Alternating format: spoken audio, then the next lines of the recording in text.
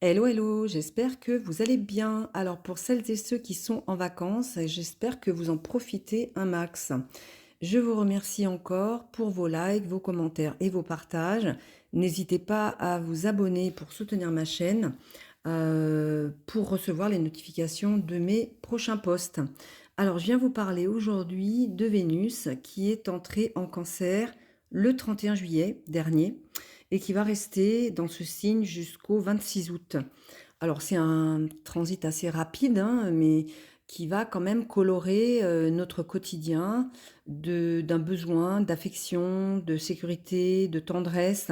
C'est un appel à la douceur et aussi à la mémoire, puisque le signe du cancer, je rappelle, c'est le cocon familial, les racines. Donc ça va réveiller en nous une aspiration à la paix intérieure, à l'harmonie, au cocon protecteur aussi dans lequel on se sent en confiance et où on est capable d'ouvrir son cœur sans crainte. Alors, ça peut être très puissant émotionnellement. Donc là, ça va agir comme un révélateur de notre manière d'aimer, de recevoir l'amour, parce que dans le signe du cancer, hein, le maître c'est la lune, là, Vénus va adopter des énergies maternelles. Elle va devenir nourricière, attentionnée, tournée vers le passé et les attachements profonds. Donc on peut se reconnecter, à des souvenirs d'enfance, à revaloriser le lien avec notre famille, soigner aussi quelques blessures, hein, à travers ces émotions qui remontent. Et là, j'ai regardé au niveau des astéroïdes, il y a une conjonction avec la Lune, donc la Lune est en Balance. En plus, ça fait ça y est, je perds mes mots, une réception mutuelle, je vais y arriver, puisque la Balance, donc c'est le domicile de Vénus et Vénus est en Cancer qui est le domicile de la Lune. Donc là, on a cette Lune en Balance qui est conjointe à l'astéroïde Némésis. Donc Némésis, j'en avais déjà parlé l'année dernière. C'est un astéroïde, donc je vais vous lire le nuage de sens que j'ai extrait donc des livres de Eli Astro, le langage de la microastrologie, et je vous mettrai le lien dans la description. Némésis, c'est l'archétype de la rétribution karmique. C'est la déesse de la juste rétribution, celle qui remet les choses à leur place, qui veille à l'équilibre, donc qui a été brisé souvent par des actes de démesure ou de trahison.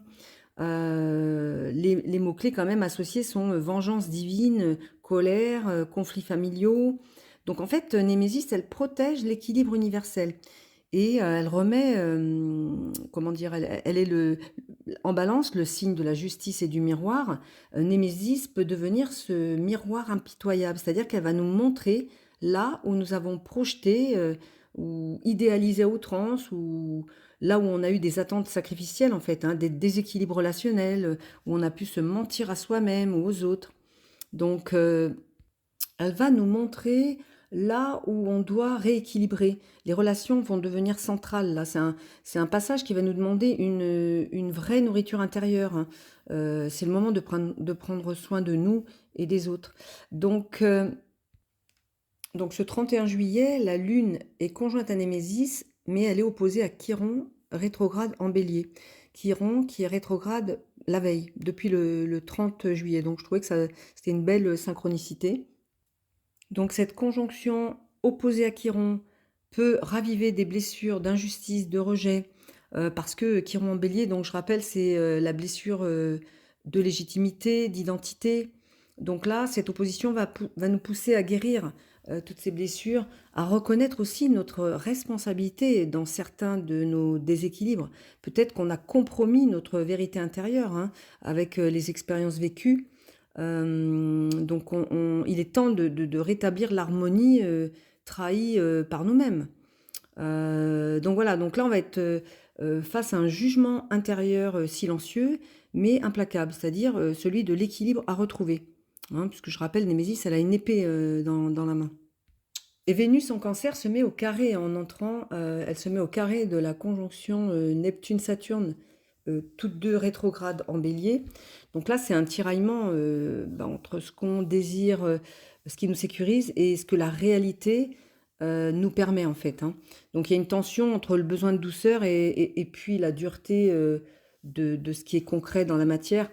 et ça peut nous confronter à nos idéaux aussi affectifs, enfin ça confronte nos idéaux affectifs à la réalité.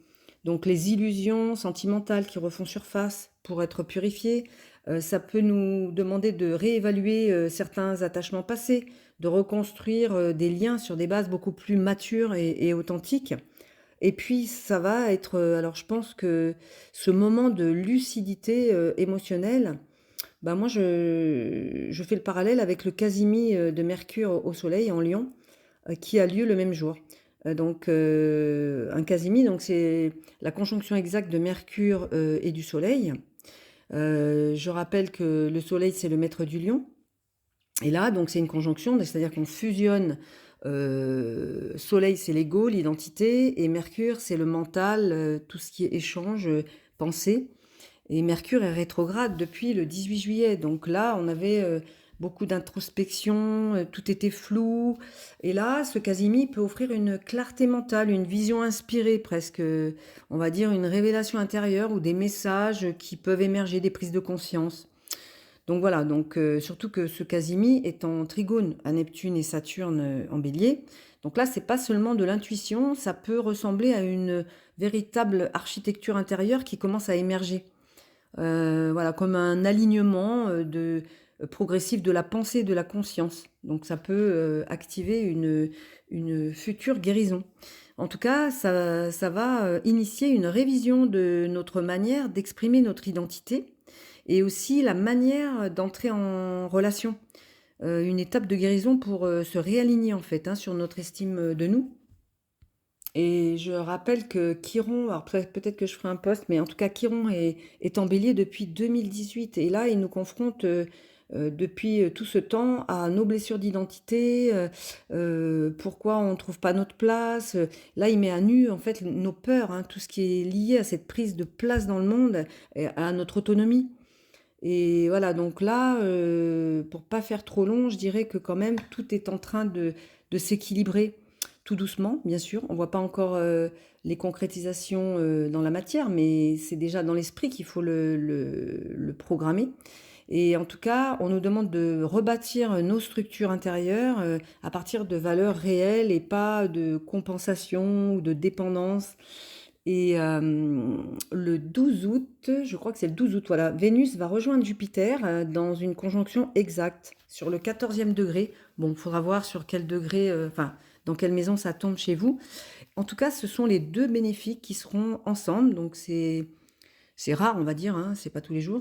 Donc ça peut être porteur d'opportunités, ça peut annoncer un moment de grâce émotionnelle ou une ouverture du cœur ou une expansion relationnelle, matérielle, spirituelle.